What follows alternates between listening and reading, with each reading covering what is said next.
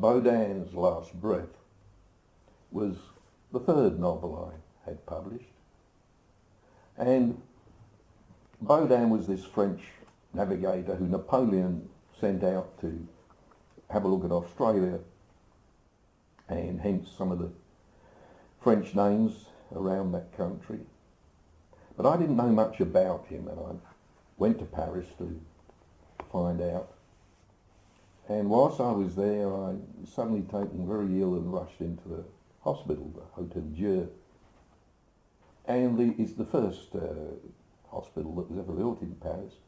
And around the walls are large murals of Napoleon and his army.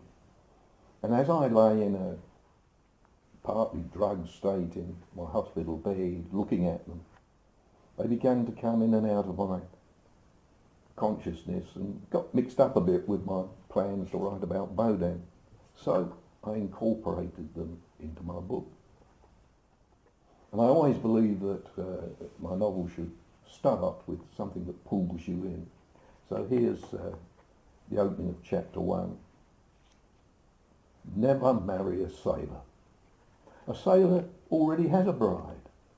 She'll seep into any marriage and leech away the love. I think my first wife sensed this deep in the ocean of her innocent heart.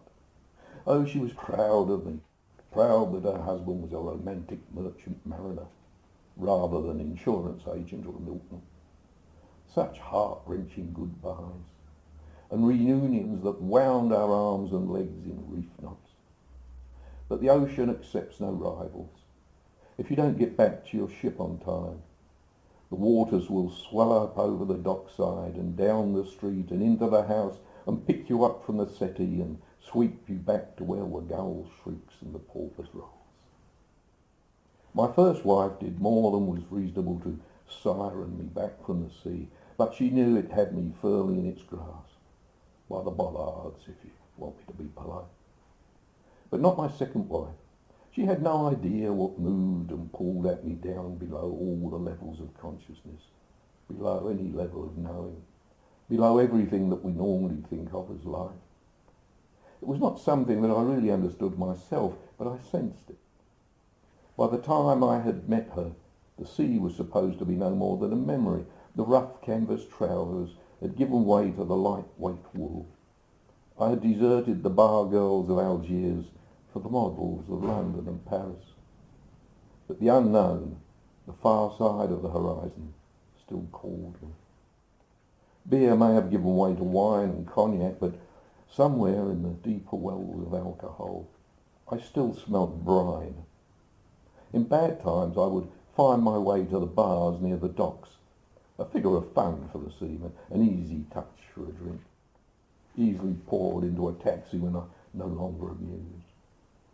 But well scrubbed and presented next day for the offices and lounges of the executive world where I was to meet my second wife.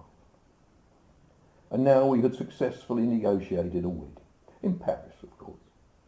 This second marriage was to be the marriage that ended all marriages, and that's what it turned out to be. But not in the way we had thought. We'd each been married before, so we knew how to handle this. The past was the past, something to be learned from, but not to rise from its grave and haunt us. Her ghosts had been confined to photograph albums, and mine were well and truly laid. The wedding guests flew in from Australia and England, and they wore their sophistication to the reception. We'd all been there before. Now we were equipped to handle the real thing. Dom Perignon and Beluga, maybe a touch of morphine. I respected the solemnity of the marriage commitment, so I was more or less sober and comparatively poppy-free. As my friends wandered off down the Rue Montorgueil, I turned to find an old man at my side, and he plucked at my sleeve. I found that I had already drunk enough at breakfast time, not only to carry me through the ceremony at the notary's office, but also to blur my sight. I couldn't get a clear focus on the old man who appeared beside me in the hotel foyer. I thought that he looked vaguely familiar, but he looked more like a kind of person than a particular person. He must be somebody from my past, I thought. I felt benign towards him, and I leant forward to hear what he was saying, and I lost my balance and reached out to hold on to him, and his thin fingers caught my wrist. And suddenly there were shocks through and through my body. For a moment I thought he must have one of those trick batteries up his sleeve, and he'd been hired by my friends as one of those foolish but well-meant wedding surprises.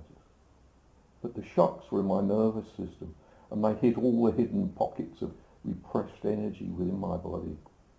I blacked out. "You are chosen," he told me. "Indeed you are."